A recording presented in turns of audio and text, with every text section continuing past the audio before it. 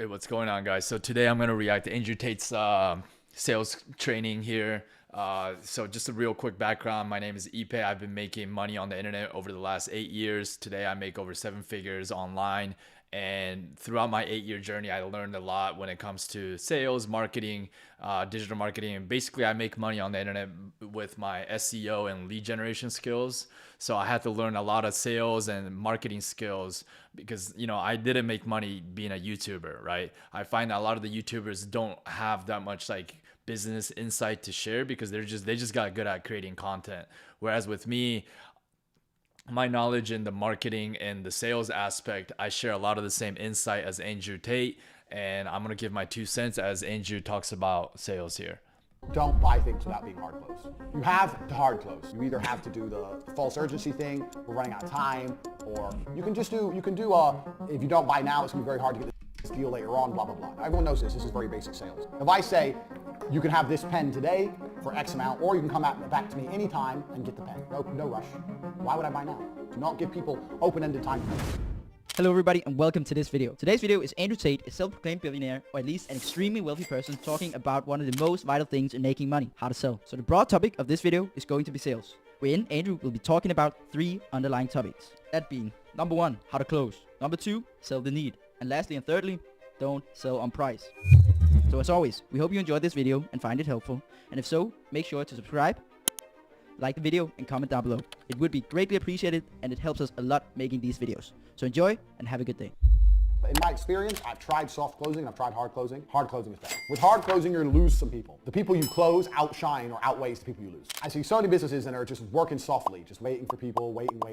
It's better to go hard and just get the business done or not. You have 10 potential leads. My board's still wet, so I can't draw for you. I'm sorry, I know you love my diagrams. If you have 10 potential leads, it's better to hard close, come in like Rambo, close 5 and lose 5, than sitting there on 10 that might drop in, might not drop in. Because that 10 that might drop in, might not drop in, fucks with you. It fucks with your estimated numbers. It fucks with, oh, maybe tomorrow we'll have money. It wastes your time. No, blow them out the water, get some definites. A definite is better than a maybe. Get a definite. Some people go, oh, I've got this maybe, this maybe, this maybe. Why are they maybes? Make a phone call right now and find the fuck out. Come up right now and say, look, we're filling up for the month. We're really getting really full. I want to do business with you. I think we can do some fantastic business. I understand you may not be ready to move ahead right now, but if you can move ahead right now, because it's the last place I have available for the month, I'm prepared to give you X amount % discount. Yes or no? Oh, no, I can't. Okay, no problem. We'll speak in a few weeks. Bang, fuck them off. Bye. Next.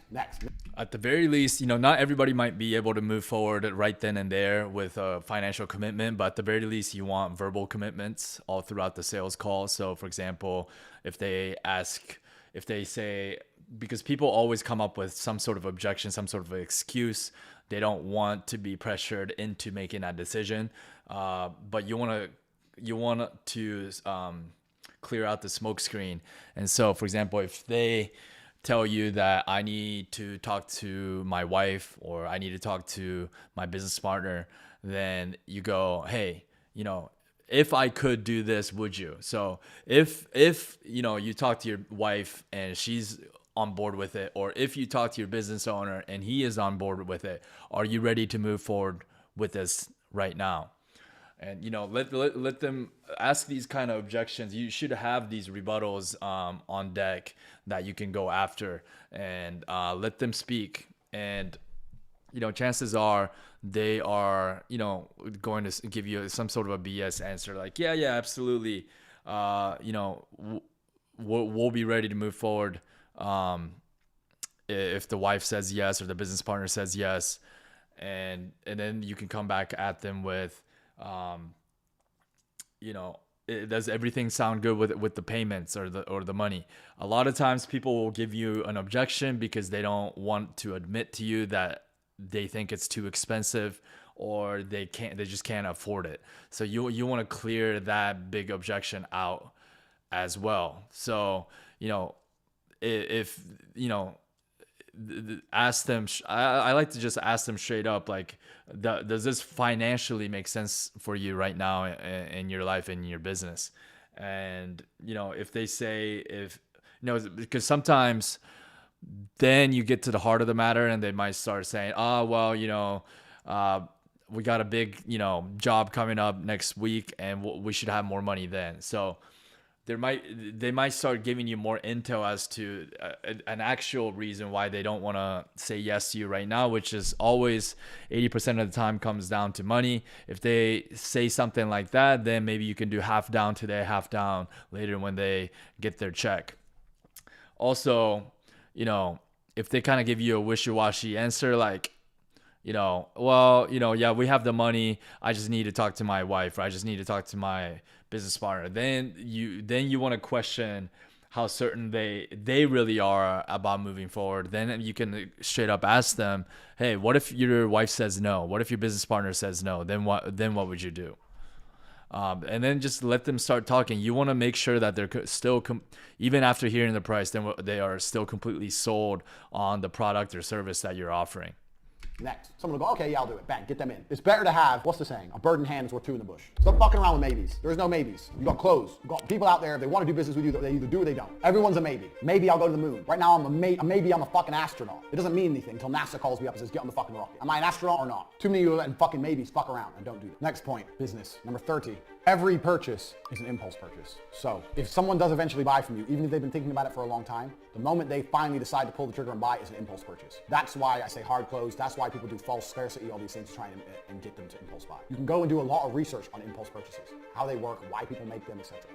Everybody, after they purchase, the time between the money leaving the bank and them receiving the product, even if it's a few milliseconds, is going to have that little bit of, it's a lot of money I just spent. Every single purchase is an impulse purchase. Remember that. Keep it in mind.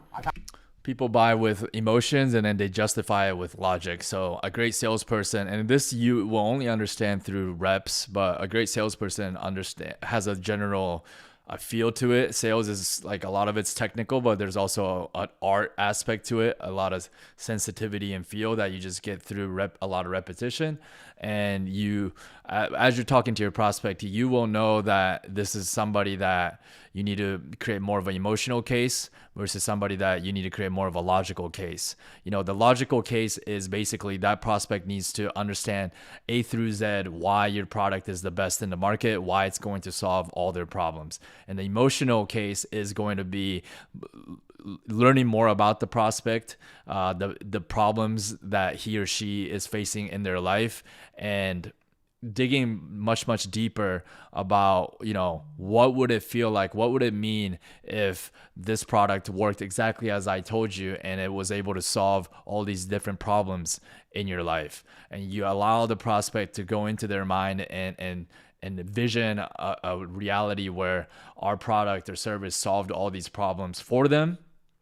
And how differently would their life look? So these are the questions that you can ask to start to build an emotional case why they need our product or service. So you need to make both like logical and emotional case, and that's what every great salesperson does. I had a lot of people say to me, "Oh, you're selling impulse purchases. I don't. Mine's a considered purchase." No, it's an impulse purchase. Example of an impulse purchase is, let's just say you're on Instagram and you see a cool little product, a little dog collar or whatever, like an LED dog collar, and you have a dog and you impulsively buy that dog collar because it's only like $30. Okay. That's an impulsive purchase. But when you're dealing with a high ticket product, a product that's worth a couple $1,000s, you're no longer dealing with an impulse purchase. You're dealing with an educated buyer. That person's not going to impulsively buy. Most people are not going to impulsively buy a product that's a few $1,000s, right? They're going to want to do research. So these are the individuals where it actually takes a high level salesperson to make a logical case and an emotional case. A house is an impulse purchase. A supercar is an impulse purchase. For Andrew Tate, these things might be impulsive purchases, but for most people, these are not impulsive purchases. These are going to be well-educated buyers that are doing thorough due diligence before they pull the trigger. Point of buying is an impulse purchase. No matter how long they consider it for, when they finally click send, it's an impulse purchase. So all the tactics and tricks I'm teaching you to get people to impulsively buy work on every single kind of sale, because every single kind of sale is an impulse purchase. Don't get stuck up in some bullshit thinking, oh, mine's not an impulse, like you're better than everyone else. Just to really an overarching idea that you should have in sales is to understand that sales is a transfer of energy. And so if you are somebody that you need to be sold on the product or service, you must feel in your body that this is the best product in the market, and this product will truly help this person. If you don't fully believe that, you will not be able to speak with certainty and confidence. And it's that energy of certainty and confidence that's going to transfer to your prospect, and that's going to allow the prospect to believe in you, and they're going to pull the trigger.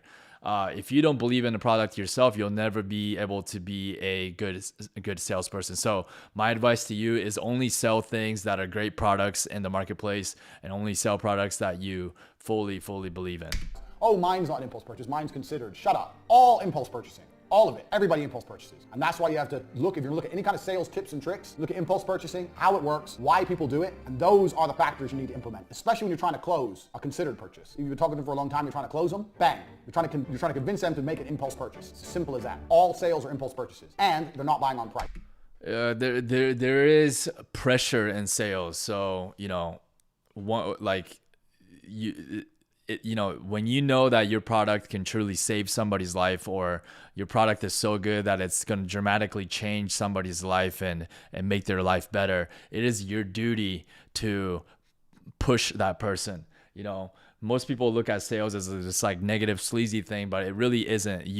If you're selling a great product, it is an empowering job to have, because you're helping people make empowered decisions. So for example, a lot of people might have a lot of limiting beliefs from past negative experiences of buying a bad product or a product and maybe they didn't take action. So, here's this product, a new product that comes along and they can completely change their life. But you're doing them a disservice if you don't push them to make that decision that's going to change their life, right? So that's the positive reframe that a salesperson need to make, is that, you are doing everybody a disservice if you're not great at sales. Being great at sales, if you're selling a great product, is almost like you're like a Tony Robbins, like you're like a motivational speaker that is motivating and inspiring somebody to make a good decision. And a good decision is sometimes to pull that trigger and buy that product or service. And, most people, they are stuck where they're at in their life because they're too fearful and they never pulled the trigger. So your job is to help them overcome that self-limiting belief inside themselves. Those two go together very, very well. Remember those 2 points. It's important. So how does a real estate agent do that? Like, a house is a considered purchase. This is where you're going to live, and it's very, very expensive. Well, they come and they show you around, they make you want it, and then they start telling you other people have won it. Other people are viewing the house, they're going to put in an offer, trying to force you to make an impulse yes or no. Okay, we'll take it. They understand. Everyone understands. It's always an impulse purchase. You have to put something there to make people buy, make them do it, or they're simply not going to do it. Do not give people open-ended time frames. If I say, you can have this pen today for X amount, or you can come back to me anytime and get the pen. No rush. Why would I buy now? I'll live without the pen for a while until I really need the pen. I'm not going to need the pen unless you convince me of the needs. So I'm never going to buy the pen. Everything's an impulse purchase. You have to convince them on needs, and you have to hard close them. This is something, just understand the nature of how people sell and how people buy, because this is the same with absolutely everything, no matter what it is. One of the most basic tenets of business. You have to convince people they need whatever you sell. It's the need that sells, not the product. So whatever you're selling, it doesn't matter what it is, sell the need. Even if you're selling fucking raspberries, they need raspberries. Why do I need raspberries? You need raspberries because it's good for your, immune system. Talk some shit. Most people don't sell the need. What's the old adage that they do? Sell me this pen. You ever heard that before?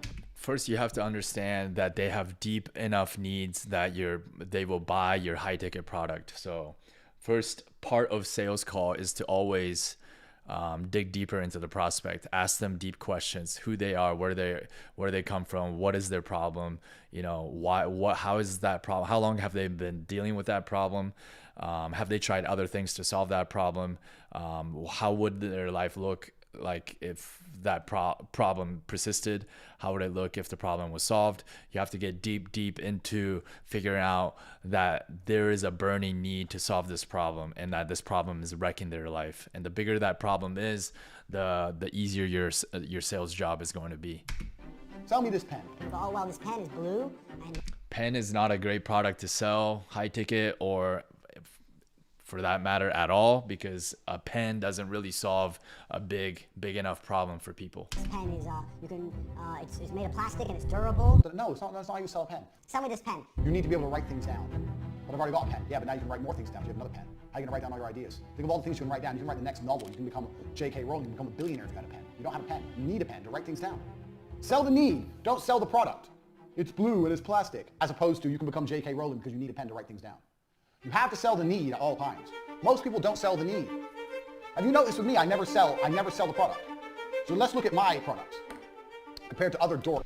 That's a good point by Andrew Tate. Yeah, you sell the need. Most people have the need to it's not the actual product, right? It's not the digital marketing service, or it's not the more leads, or it's not this course or program, right? People want a better life, a better lifestyle, right? So this is why it's important to first understand, hey, what is their problem that they're trying to solve, and by solving that problem, how will their life look differently, and 9 times out of 10 that turns into more about their life, like I get to spend more time with family, I get to travel the world, I get to spend more quality time with those that I love. Like these are the needs, the deep down the needs that people have, and this is something that you want to bring to the forefront of their consciousness at the first part of the call. Who sell stuff online. So you'll see other dorks who go, my 18-page ebook includes blah, blah, blah, blah. Have I ever told you how many pages are in my books? How many exact modules you're getting? Did you know how many modules you were getting with this university? Did I say, this many videos, this? No, because that's selling the product. And you don't care. You signed up anyway. If I would have said 10 videos of this and ebook and PDFs, who cares? I sold you the need. You need to know what I know about business. It's the need that sells, not the product. So whatever you're selling, it doesn't matter what it is, sell the need. Even if you're selling fucking raspberries, they need raspberries. Why do I need raspberries? You need raspberries because it's good for your, immune system. Talk some shit. Super berries, whatever. That's what goji berries are. What the fuck is a goji berry? I've never heard of a goji berry. Now I see them everywhere. Superfood. Andrew Tate is incredible at being entertaining, but still knows what he's talking about. He clearly has taken a lot of marketing courses and sales courses. And I've never seen anybody like Andrew Tate speak such facts about these entrepreneurial things in such entertaining ways and so naturally off the cuff. It's quite amazing how he can teach in such entertaining ways. Goji berries, the superfood. Superfood, why? Am I gonna do it? I ate goji berries. I feel exactly the same. It's bullshit. But they sell on need. Superfood, you need goji berries all of a fucking sudden. You know what Yeah, they sell the need of like goji berries, like it's like antioxidant, like anti-aging, it's superfoods and makes you superhuman. Like those are the needs that they try to teach, or they try to sell, right? You know what they look like. Anyway, sell the need at all times. You will catch yourself not selling the need. All the times you'll catch yourself not selling the need. So, even a coffee shop. This is the biggest mistake things that coffee shops make. They don't sell the need. A coffee shop will sell you on price. Again, when you sell the need, you are selling on the emotions, right? Human beings are driven by emotions. We're either trying to get away from emotional pain, or we're trying to go for emotional pleasure. So when you sell the product, you're going like all the ins and outs of a product. Like that's not really emotional, right? It doesn't really relate to that individual. That individual has certain emotional pains that he's trying to get away from in his life, and certain emotional pleasures that he's trying to go towards. When you sell the need in a sales call or a sales setting, you're getting to know your prospect on a deeper level, and you're getting into their feelings, their emotions of that individual. And that also has another effect of that person now begins to feel like you as the salesperson really cares about that individual, and like they might open up to you on some deep stuff that they haven't opened up to anybody in a very, very long time. That is an expert salesperson. You're almost like a therapist / doctor that is trying to diagnose that person's deepest issues in life that he's trying to fix or solve. So the deeper that you can go in the emotions, the better salesperson you become. And by the end of that call, this person feels heard, he feels understood, and he feels like he's like talking to a friend. That is true rapport building. And then it's like, even if the price of the product or service is like out of budget for them, or it's more expensive than they thought, they still want to pull the trigger and buy, because this salesperson did such a good job of building a rapport. They like the salesperson now, and they want to stretch their finances to make it happen because there is that strong emotional bond and rapport that's been built. And that emotion and all of that is built through asking the right questions, asking the deeper questions. And this is the deeper levels of sales, where sales can become more interesting than just pushing a product. It becomes more of psychology. They'll try and do it nice and cheap because they have lots of competition. They'll have a nice looking coffee shop. They'll have like a good, nice chairs that'll look nice, whatever. But they very rarely sell the need. If I had a coffee shop, I would have a massive sign outside saying, tired, ? Nice warm coffee. The need, because everyone's tired, aren't they? Everyone's stressed, everyone's going through life. Tired? Nice warm coffee, yeah, nice warm coffee. Okay, walk in. That's selling the need. I don't say, Arabica beans in a cup. Who gives a shit? Care about fucking beans? Sell the need at all times. Never take your eye off that prize. People buy things they need. They sometimes buy things they want, but they always buy things they need. That's why they have to need what you sell. So find a way to make them need it. People do not buy on price. There's no way you're going to win on price. You need to sell on brand. People buy what they want. If people want something, they're going to buy it. There's a whole bunch of expensive shit that people buy. Trust me, because they want it. You'll have more. The worst thing you can do as a salesperson is start lowering your price. When you face objections, the worst thing you can do is start lowering your price right away. That shows weakness. That shows that you don't believe in the product that you're selling. That also shows that, if a salesperson starts lowering their price right away, I immediately start to lose faith in the product or service itself. Problems and more complaints from people. In fact, it's been shown that people, when you price a product more expensive than the marketplace, a lot of people have perceived value. That product is a higher value than anything else in the marketplace. People buy cheap things and people buy expensive things. So your number one goal, your number one aim in whatever business you do is to constantly be increasing prices. You need to be looking to constantly increase the price.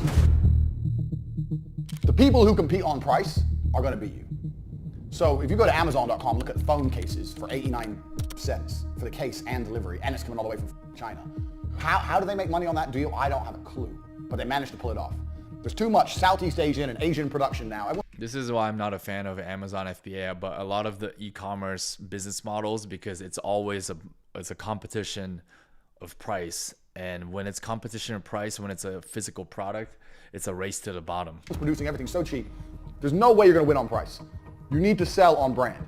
Here in the West, living where we live, that's our advantage. We have the whole idea of branding and quality and reputation. These are the things you need to sell on. This is why many people talk about the importance of creating a personal brand. I mean, Steve Jobs is an example of a personal brand that empowers the Apple brand. Elon Musk, personal brand, empowers Tesla. I personally, have built my Instagram account over the last, 5-6 years. I strategically post photos on there that make me look successful or showcase my lifestyle of success, therefore making myself more of a trustworthy agent where I can sell more higher ticket products and services. You do not want to sell on price. You don't want to price people out of the market. But when you're sitting there looking at your prices, you don't want to sit there and go, well, I want to make it really affordable. I've never experienced that. So you've joined my university. I don't know if you joined that. As long as you can show people that you are the best at what you do, people will be willing to pay premium prices.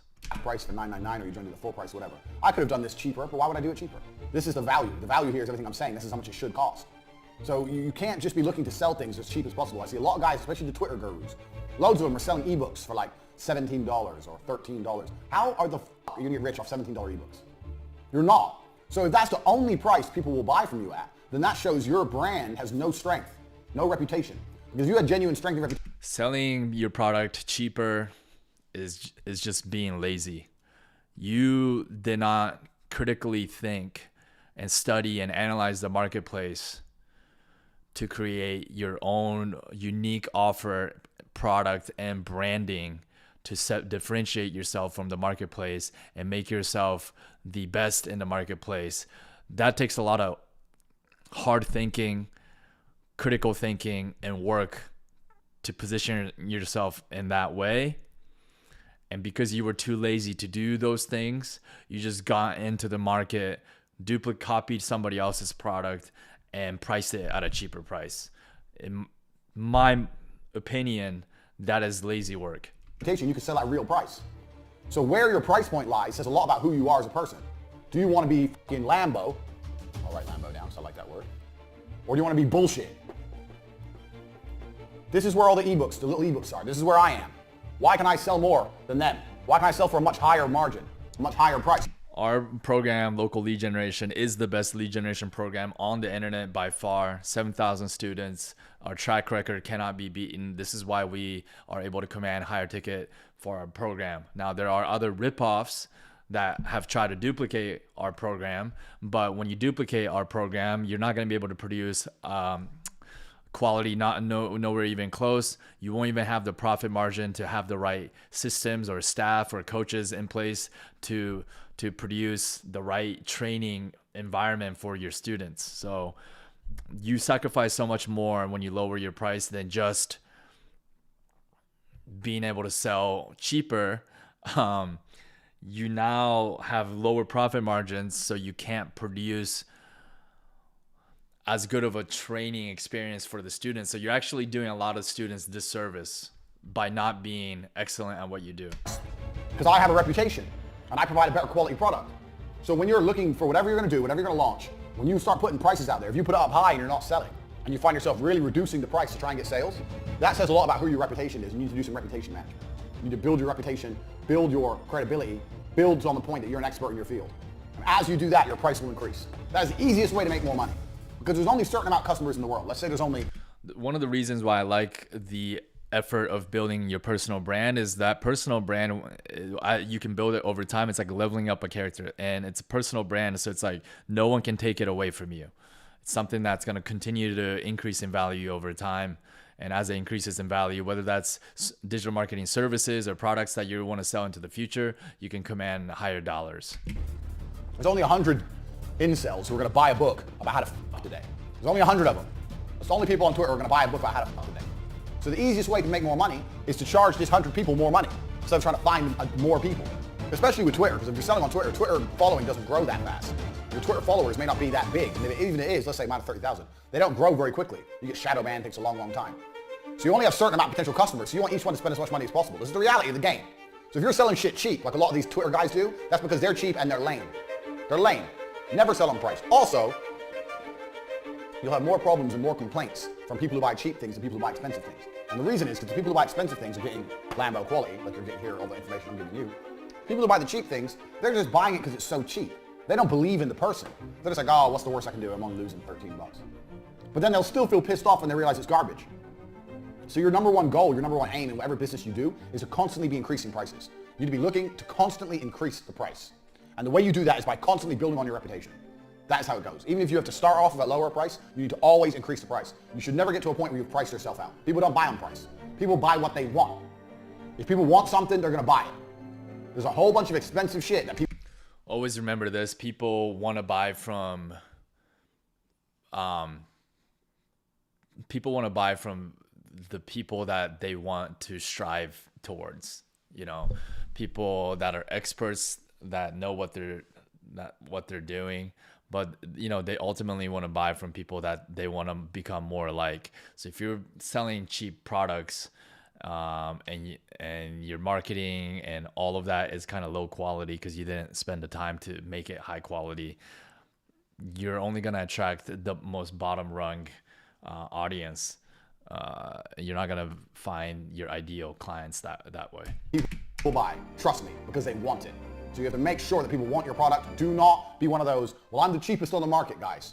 Because that never works well. It gives you a bunch of dickhead customers and it stops you making any kind of serious money. It's bullshit. Don't do it. Great tip at the end by Andrew Tate. I don't think that you should be ending Again, these are, in my opinion, some of the best content by Andrew Tate are the content that he's actually getting really practical about sales and marketing. Clearly the man knows what he's talking about. He's studied definitely some of the best marketing and sales training stuff out there, and he's definitely put in the reps, I can tell, in his own life to to know this wholeheartedly. So yeah, I hope you guys liked that video. See you guys on the next one.